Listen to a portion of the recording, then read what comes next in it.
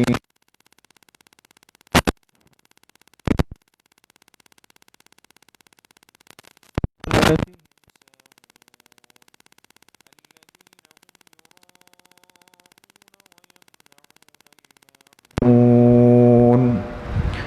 صدق اللہ العظیم۔ یہ سورۃ الماعون ہے اور یہ مکی سورت ہے، اس میں کل 7 آیتیں ہیں۔ گزشتہ صورتوں میں یہ بات آپ حضرات سے عرض کی تھی کہ قرآن کریم کو بالکل آسان سمجھنے کا طریقہ یہ ہے کہ اس میں چند باتوں کو انسان سمجھ لے۔ سب سے پہلی چیز ہوتی ہے کہ اس سورت کا ترجمہ۔ اس سورت کا ترجمہ کیا ہے؟ دوسری چیز اس سورت کی وجہ تسمیہ۔ وجہ تسمیہ کس کو کہتے ہیں؟ وجہ تسمیہ کس کو کہتے ہیں؟ کہ اس سورت کا یہ نام کیوں رکھا گیا؟ جیسے سورہ فیل کو فیل کیوں کہا، سورہ قریش کو قریش کیوں کہا، سورۃ الفاتحہ کو سورۃ الفاتحہ کیوں کہا۔ اسی طرح دوسری بات ہم پڑھیں گے کہ سورۃ الماعون کی وجہ تسمیہ کیا ہے۔ تیسری بات یہ ہے کہ اس سورت کا موضوع کیا ہے، اس لیے کہ چاہے ایک سورت کتنی ہی طویل ہو، کتنی ہی آیتوں پر مشتمل ہو، لیکن یہ بات یاد رکھیں کہ ہر سورت میں ایک بنیادی نقطہ اور ٹاپک ہوتا ہے جو اس کا موضوع اور عنوان کہلاتا ہے۔ تو تیسری بات کیا ہوگی؟ موضوع سورت۔ اور چوتھی بات کہ اس سورت کا خلاصہ کیا ہے۔ خلاصہ یعنی پیغام۔ اللہ پاک کی کتاب حقیقت میں انسانیت کی طرف ایک پیغام ہدایت ہے۔ اب اگر آپ سے کوئی پوچھ لینا کہ بھئی سورہ ماعون کا خلاصہ کیا ہے، اب آیتیں تو اس میں 7 ہیں اور آپ دیکھیں گے اس میں مختلف باتیں ذکر ہو رہی ہے، ابھی ترجمے میں آپ دیکھ لیں گے، لیکن اس کا خلاصہ اگر کوئی آپ سے پوچھے تو وہ 3 الفاظ میں آئے گا۔ کتنے الفاظ میں؟ 3 الفاظ میں۔ اصل جو قرآن کریم کی مہارت ہوتی ہے نا دوستو، وہ یہاں سے سمجھ میں آ جاتی ہے۔ ہمارے بڑوں نے، اکابر نے اسی پر محنت کی ہے، اس سے قرآن کریم بالکل سہل اور آسان ہو جاتا ہے۔ تو یہ 4 باتیں انشاءاللہ ہے اور پھر کچھ باتیں ضمنی طور پر آپ کے سامنے آ جائیں گے۔ سب سے پہلے اس سورۃ الماعون کا ترجمہ۔ ارأیت الذی یکذب بالدین، کیا آپ نے دیکھا اس شخص کو جو کہ جھٹلاتا ہے بالدین۔ اب اس لفظ دین کے 3 ترجمے ہیں دوستو۔ کتنے ترجمے؟ 3 ترجمے۔ اور اس میں دیکھیں طریقہ سمجھ لیں ترجمہ لکھنے کا، جب ایک چیز کے 2 یا 3 ترجمے آ جائیں نا تو درمیان میں کیا ڈال دیں؟ ہیش ڈال دیں، یہ بھی یہ بھی یہ بھی، تو آپ کو یاد رہے گا کہ اس ایک لفظ کے اندر 3 ترجمے، 3 آپشن ہمارے سامنے ہیں۔ ان 3 میں سے کوئی بھی ترجمہ یہاں بیٹھ سکتا ہے۔ کیا آپ نے دیکھا الذی، اس شخص کو، یکذب جو کہ جھٹلاتا ہے۔ جھٹلانے سے مراد کیا ہے؟ انکار کرنا۔ جو کہ جھٹلاتا ہے بالدین، دین اسلام کو۔ ایک ترجمہ تو سیدھا سیدھا یہ کہ دین اپنے ہی معنی میں ہے، جو دین کا انکار کر رہا ہے۔ ٹھیک ہے نا؟ دوسرا قول یہ ہے کہ دین سے مراد ہے یہاں پر روز جزا، یعنی قیامت کا دن۔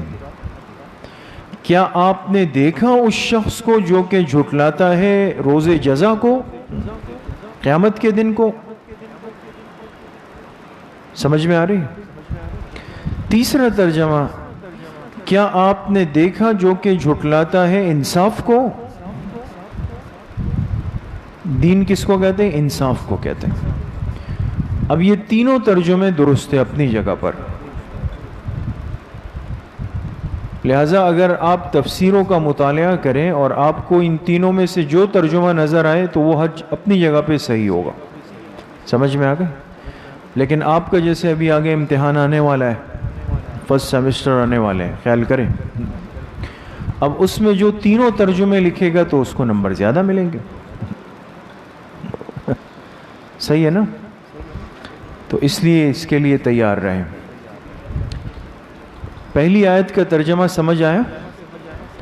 کیا آپ نے دیکھا اس شخص کو جو جھٹلاتا ہے دین کو یا روز جزا کو یا انصاف کو؟ فَذَلِكَ الَّذِي يَدُعُّ الْيَتِيمَ۔ اب دیکھیں آگے ترجمے کی طرف جانے سے پہلے ایک بات سمجھ لیں تو آپ کے لیے بہت آسانی ہو جائے گی۔ پہلی آیت میں اللہ پاک نے ذکر کیا ایک بندے کا جو کہ جھٹلا رہا ہے کس کو؟ دین کو یا روز جزا کو یا انصاف کو نا۔ اب یہ جو شخص ہے جس میں یہ خرابی بیٹھی ہوئی ہے جھٹلانے کی، اس جھٹلانے والے کی 5 علامات اللہ پاک نے آگے ذکر فرمائی ہیں۔ کتنی علامات؟ 5 علامات آ رہی ہیں۔ کس شخص کی؟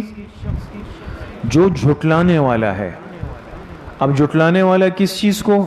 دین کو کہیں، روز جزا کو کہیں یا انصاف کو کہیں، تو اس مکذب دین کی کتنی علامات آگے ہیں؟ 5 علامات ہیں۔ فَذَلِكَ الَّذِي يَدُعُّ الْيَتِيمَ، یہ وہ شخص ہے جو یتیم کو دھکے دیتا ہے۔ اس کے نیچے کیا لکھیں گے؟ علامت نمبر 1۔ اس شخص کی پہلی علامت یہ ہے کہ اس کے اندر انسانیت نہیں ہے، حسن سلوک نہیں ہے۔ یہ کیا کرتا ہے؟ یتیم بچے کو دھکے دیتا ہے۔ یہ وہ شخص ہے جو یتیم کو کیا دیتا ہے؟ دھکے دیتا ہے۔ اب دیکھیں عام نابالغ بچے کو کے ساتھ برا کرنا انسان پہ بوجھ ہے، جو یتیم کے ساتھ کرے تو بالکل ہی گرا ہوا ہے۔ وَلَا يَحُضُّ عَلَى طَعَامِ الْمِسْكِينِ، اور یہ ترغیب نہیں دیتا مسکین کو کھانا کھلانے پر۔ یہ کیا نہیں کرتا؟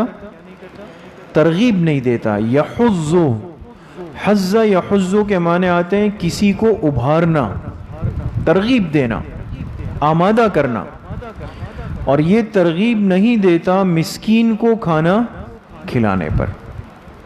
یہ کون سی علامت ہو جائے گی؟ علامت نمبر 2۔ دوسری علامت سمجھ میں آ گئی؟ فَوَيْلٌ لِّلْمُصَلِّينَ، بس ہلاکت ہے ان نماز پڑھنے والوں کے لیے، بس ہلاکت ہے للمصلین، ان نماز پڑھنے والوں کے لیے، الذین ہم عن صلاتہم ساہون، جو اپنی نمازوں سے بے خبر ہیں۔ یہ کون سی علامت ہو گئی؟ علامت نمبر 3 ہو گئی۔ جو اپنی نمازوں سے کیا ہے؟ بے خبر ہے۔ ساہون کا ترجمہ ہے بے خبر۔ ایک مسلمان پہ نماز فرض ہے لیکن وہ اذان سن رہا ہے، بلکہ بعض دفعہ امام صاحب کی آواز بھی اس کو آ رہی ہے، پھر بھی اپنے کام میں لگا ہوا ہے۔ ایسا بیٹھا ہوا ہے جیسے یہ اس کے ذمے کوئی عمل ہی نہیں ہے۔ یہ ساہون ہے دوستو، یہ اپنی نماز سے بالکل کیا ہے؟ بے خبر ہے، غافل ہے، احساس ہی نہیں ہے اس کو۔ یہ کون سی علامت ہو گئی؟ علامت نمبر 3 ہو گئی۔ الذین ہم یراؤون، اور یہ وہ شخص ہے، وہ لوگ ہیں جو ریاکاری کرتے ہیں، دکھلاوا کرتے ہیں۔ یہ کون سی علامت ہو گئی؟ علامت نمبر 4۔ وَيَمْنَعُونَ الْمَاعُونَ، اور منع کرتے ہیں، روکتے ہیں معمولی سی چیز کو بھی، اور روکتے ہیں کس کو؟ معمولی سی چیز، معون۔ آپ تفسیر کھولیں گے نا دوستو تو آپ کو ایک لفظ وہاں ملے گا، کیونکہ سب اہل زبان ہے، کراچی میں سب سے گاڑی اردو بولی جاتی ہے، تو ایک لفظ آپ کو تفسیروں میں ملے گا کہ جو منع کرتے ہیں برتنے کی چیز کو، برتنے کی چیز. اب یہ برتنے کا کیا مطلب ہوتا ہے دوستوں؟ وہ بالکل معمولی سی، اب تو یہ مزاج ختم ہوا نا، لیکن پہلے جیسے ہوتا نا، پڑوس سے نمک لے آؤ، ٹماٹر لے آؤ، چینی لے آؤ، وہ بچہ کٹورا لے کے آتا تھا، یا خود انسان جائے. تو اس چیز کو آج تک کسی نے عیب نہیں سمجھا نا، اور نہ دینے والا اس کو دینے سے کیا کرتا تھا؟ منع کرتا تھا. ایسا کبھی نہیں ہوتا تھا. تو اب جو آدمی ایک برتنے کی چیز بھی روک رہا ہے تو اس کی بخل کی کیا حالت ہوگی؟ سمجھ میں آ گئی؟ معون سمجھ گئے؟ معون کا کیا ترجمہ ہوا؟ برتنے کی چیز، معمولی سی چیز، ہلکی سی چیز، اس کو بھی منع کرتا ہے. کوئی اس کے دروازے پہ آیا کہ بھئی تھوڑا سا نمک دے دیں، کہا نہیں. یا ماچس کی ڈبیا دے دیں، ہمارے یہاں ماچس نہیں ہے، کہا جاؤ بھئی اپنا کام کرو، باہر سے خرید لو. یہ یمنعون الماعون ہے. سمجھ میں آ گئی؟ تو معون کا ترجمہ کیا ہوا؟ معمولی سی چیز.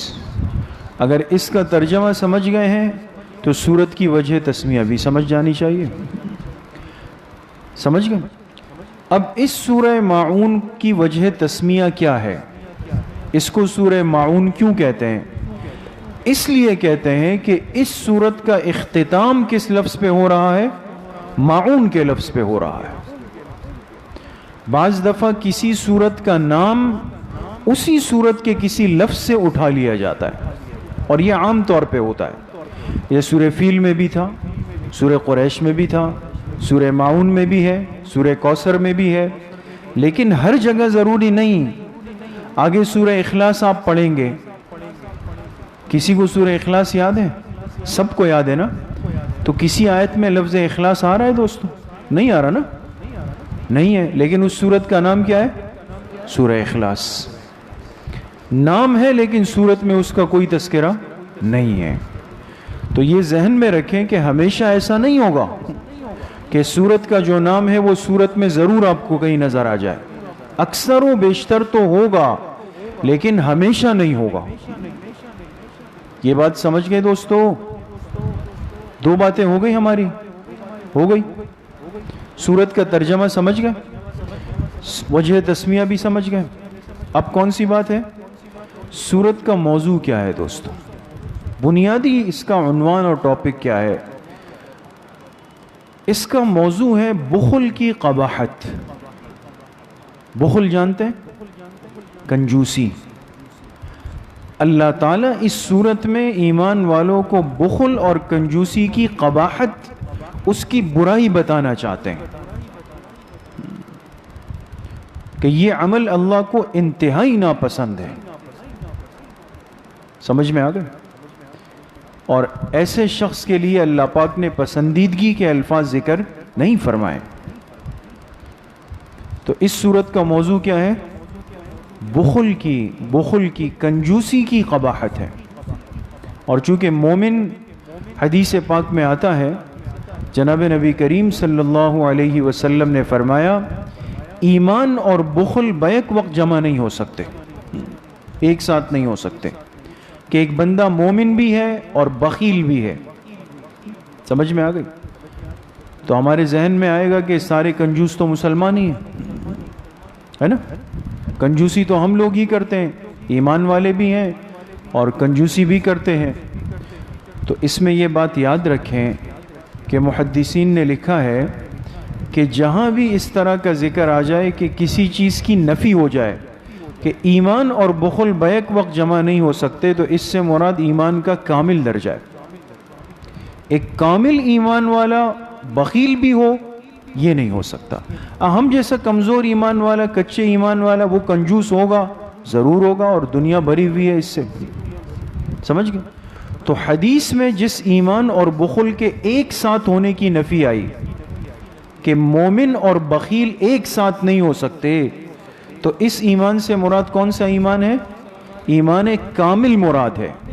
مومن کامل اور وہ کنجوس بھی ہو، یہ دو باتیں بیک وقت نہیں ہوگی. سمجھ گئے؟ لہذا مسلمان اگر کنجوس نظر آ رہا ہے تو سمجھ جائے کہ اس کا ایمان کیا ہے؟ کمزور ایمان والا ہے. سمجھ میں؟ اس لیے سخاوت بہت بڑی نعمت ہے. حدیث پاک بڑی مشہور ہے اور اس کو ہمیشہ یاد رکھیں، اس کا ترجمہ کم از کم یاد رکھیں. آپ علیہ الصلاۃ والسلام نے ارشاد فرمایا المؤمن السخی قریب من اللہ قریب من الناس بعید من النار. جو مومن سخی ہو یہ اللہ کے قریب ہوتا ہے، بندوں کے قریب ہوتا ہے، جہنم سے دور ہوتا ہے. اور ایسا ہی ہے، جو سخی مومن ہوتا ہے وہ اللہ کے قریب، بندوں کے، مخلوق کے بھی قریب، ان کے دلوں میں بھی جگہ بنا لیتا ہے، اور جہنم سے کیا ہوتا ہے؟ دور ہوتا ہے. اور والمؤمن البخیل بعید من اللہ بعید من الناس قریب من النار. اور جو مومن بخیل ہے اللہ سے دور ہے، بندوں سے دور ہے، جہنم سے قریب ہے. اللہ ہم سب کو سخاوت کی نعمت نصیب فرمائے. اور یہ سخاوت جو ہے یاد رکھیں، یہ سخاوت قلبی ہے، دل کی سخاوت ہوتی ہے. اصل انسان کا دل بڑا ہو. ضروری نہیں کہ انسان کے پاس دنیا زیادہ ہو تو یہ سخی ہوگا، عام طور پہ ایسا نہیں ہوتا ہے. تو موضوع صورت سمجھ گئے؟ اب آ جائیں خلاصہ صورت پہ. سورہ ماعون کا خلاصہ کیا ہے؟ اب دیکھیں، میں آپ سے ایک سوال پوچھتا ہوں.